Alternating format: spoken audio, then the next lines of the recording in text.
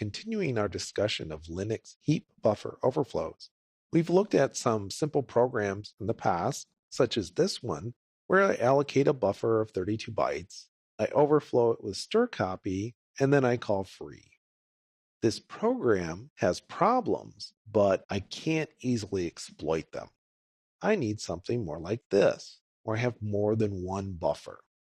So here I have two buffers, each of them of 32 bytes. I call strcpy on buff 1, possibly overflowing into buff 2.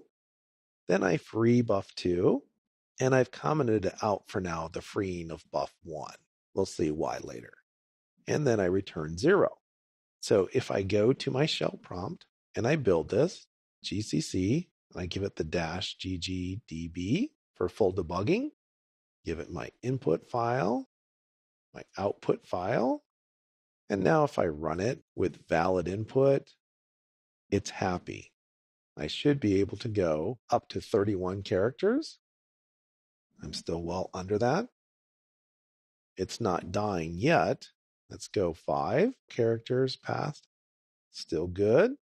What if I go another 4 characters? Boom. It gave me an abort because it tried to access an invalid pointer, and it tells me what address. So what's really going on here? In order to find out, run GDB. So let's go ahead and run GDB, list our program, and here it is. List it again, and I will set some breakpoints. I will set my first breakpoint at line 11 before the second malloc, and I will break again at line 12 before my strcpy. So let's see what happens. I will give it some valid input. Here we go. So I hit my first breakpoint. I've already allocated my first buffer. So if I examine buff 1, it gives me an address of 602010. Now I might think buff 2, if I do continue, should be 32 bytes later at 602030. When in fact, what I find is that buff 2 is at 602040.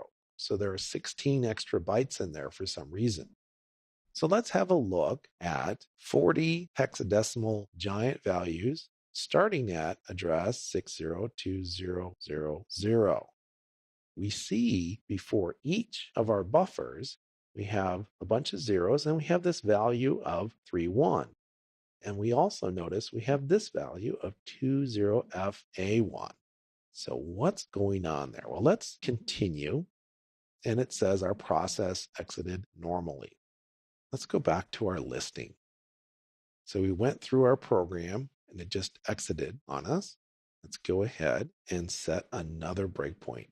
So in this case, I'm going to set a breakpoint on line 14 and I will run my program again. Here we go, just before my allocation and just before my strcpy. And now I'm just after it. If I once again examine my memory, sure enough, here are the values that I put in. And here are some of the last values. They've not yet overflowed into anything else. Now remember that each of these lines is worth 16 bytes. So I haven't gone quite far enough to overflow, but let's go ahead and rerun this. So we'll say H, and now I should be just past my value. It says, do you want to rerun it? Yes, please. I will continue. And now I'll once again examine my values.